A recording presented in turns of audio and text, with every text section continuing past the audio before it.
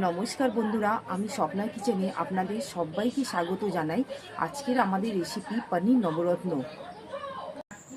আমরা এখানে নবরত্ন বানানোর জন্য এখানে নিয়েছি গাজর, আলু আর নিয়েছি এখানে বিনস। এইগুলোকে আমরা ভালো করে পরিষ্কার করে ধুয়ে গ্যাসের ওভেনটা অন করে নিয়েছি। এবার আমরা এগুলোকে একটু সেদ্ধ করে নেব। এই নবরত্ন তৈরি করার জন্য আমরা এখানে পনির নিয়েছি। পনিরগুলোকে ভালো করে পিস পিস করে কেটে নিয়েছি। সবজিগুলো এখানে সেদ্ধ হয়ে গেলে মোটামুটি আমরা এখানটায় নাবিয়ে নিয়ে তারপর পনিরগুলোকে হালকা করে আমরা ভেজে নেব। এখানে যতক্ষণ সবজিটা সেদ্ধ হচ্ছে আমরা এখানে একটা মশলার পেস্ট তৈরি করে নেব। মশলার মধ্যে আমরা এখানে যেমন নিয়েছি পোস্ত 2 চামচের মতো, কাজু নিয়েছি 8 থেকে 10টা, আর চারমগজ নিয়েছি বড় চামচের 2 চামচের মতো।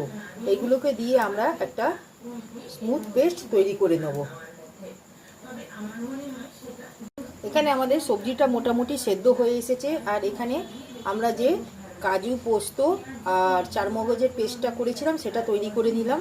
এখানে আমরা একটা মশলা পেস্ট তৈরি করে নিচ্ছি। এর মধ্যে নিয়েছি আমরা টমেটো, কাঁচা লঙ্কা আর আদা। এটাকে ভালো করে আমরা স্মুথ পেস্ট করে নেব। সবজিগুলো আমাদের ঠিক সেদ্ধ হয়ে গেছে। এবারে আমরা এখানে প্যানের মধ্যে তেলটা দিয়ে দেবো। দিয়ে আমরা এখানে পনিরগুলো পিস করে কেটে রেখেছি, সেগুলো আমরা ঠিক হালকা করে ভেজে তুলে নেব। নুনটা এখানে আমরা আন্দাজ করে দিয়ে দেবো। 1 চামচের মতন আমরা নুন দিয়েছি। দিয়ে পনিরগুলোকে আমরা ঠিক হালকা করে ভেজে নেব। এখানে আমাদের পনিরগুলো ঠিক হালকা লাল করে ভাজা হয়ে গেছে। আমরা এক এক করে পনিরগুলো তুলে নেব।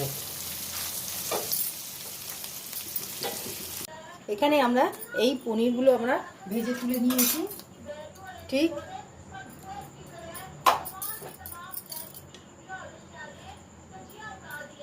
এবারে আমরা এই তেলের মধ্যে এখানে আদা আর কাঁচা লঙ্কা, টমেটোর যে পেস্টটা করেছিলাম সেটা আমরা দিয়ে দেব।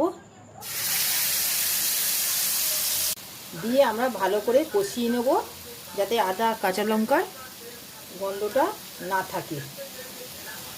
ঠিক মশলাটা আমাদের ঠিক কষানো হয়ে গেছে। দেখুন বন্ধুরা, ঠিক এই স্টেজে আমরা এখানে পোস্ত, চারমগজ আর কাজু বাদাম যেটা নিয়েছি সেই পেস্টটা আমরা দিয়ে দেবো।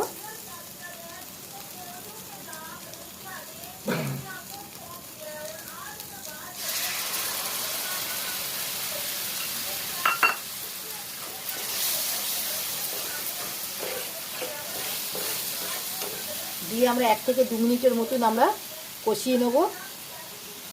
মশলাটা আমরা কষিয়ে নেব 1 থেকে 2 মিনিটের মতন। যেহেতু এটা নিরামিষ, আমরা এখানে কোনো রকম রসুন পেঁয়াজের ব্যবহার করব না। সম্পূর্ণ নিরামিষ নবরত্ন, এমনি নিরামিষই হয়। দেখুন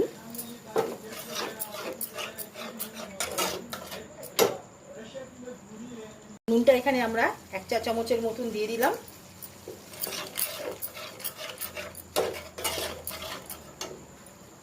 দিয়ে ভালো করে কষিয়ে নেব। এখানে আমরা চিনিটা 1 চামচ দিয়ে দেবো। নুন চিনির ব্যালেন্স হলে খেতে খুবই ভালো লাগবে। এই সেদ্ধ করে রাখা সবজিগুলো আমরা এক এক করে এই মশলার মধ্যে দিয়ে ভালো করে কষিয়ে নেব। দিয়ে আমরা ভালো করে কষিয়ে নিচ্ছি।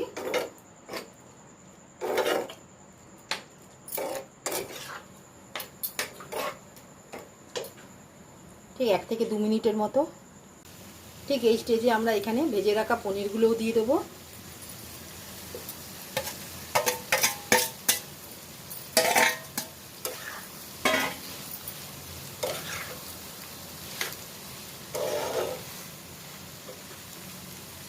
দেখুন আমাদের ঠিক কষানো হয়ে গেছে।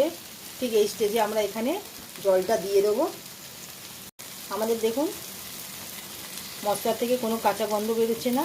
ঠিক এই অবস্থায় আমরা এখানে জলটা দিয়ে দিলাম। দেখুন আমরা ঠিক এই স্টেজে এখানটায় 1 চা চামচ গরম মশলার গুঁড়ো দিয়ে দেবো।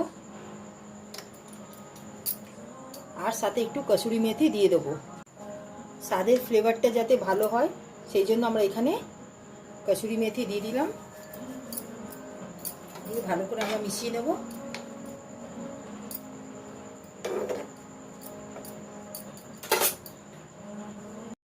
এখানে আমরা কড়াতে প্যানেতে সামান্য তেল দিয়ে দেবো, দিয়ে এখানে শিমলা মির্চটা নিয়েছি, এগুলো ভালো করে এখানে হালকা করে সটেজ করে নেব। সটে করে নিলাম আমরা।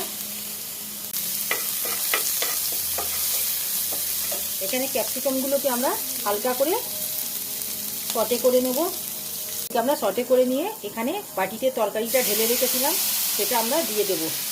থালা দিয়ে আমরা চাপা দিয়ে দেবো 3 থেকে 4 মিনিটের মতন, যাতে সব রকম সবজিগুলো, এমনিতে আমরা বয়েল করে নিয়েছিলাম, হাফ সেদ্ধ হয়ে গেছিলো, যাতে আরও ভালোভাবে সেদ্ধ হয়ে যায়। 3 থেকে 4 মিনিটের মতন আমরা ঢাকা দিয়ে সেদ্ধ করে নেব লো ফ্লেমে। ঠিক 2 থেকে 3 মিনিট হয়ে গেছে। আমরা এবার ঢাকাটা খুলে একবার দেখে নেব। বন্ধুরা দেখুন, ঠিক গ্রেভিটা আমাদের ঠিক গায়ে গায়ে মাখা মাখা হয়ে গেছে। ঠিক এই স্টেজে আমরা গ্যাসের ফ্লেমটা অফ করে দেবো। আমরা এখানটায় প্রত্যেকটা সবজি দেখুন পুরো সেদ্ধ হয়ে গেছে। আমাদের মোটামুটি নবরত্নের রেসিপিটা তৈরি হয়ে গেল। এবার আমরা একটা পাত্রের মধ্যে ঢেলে নেব। বন্ধুরা দেখুন, আমাদের এখানে এই নবরত্নের রেসিপিটি মোটামুটি তৈরি হয়ে গেল। যদি আমাদের এই রেসিপিটি আপনাদের ভালো লাগে, আপনারা আমার এই চ্যানেলে লাইক, সাবস্ক্রাইব আর শেয়ার করবেন। প্লিজ কমেন্টে জানাবেন। আজকের মতন আমরা এখানে নবরত্নের রেসিপিটি সমাপ্ত করলাম। নেক্সট ভিডিওতে নতুন রেসিপি নিয়ে আসবো। ধন্যবাদ।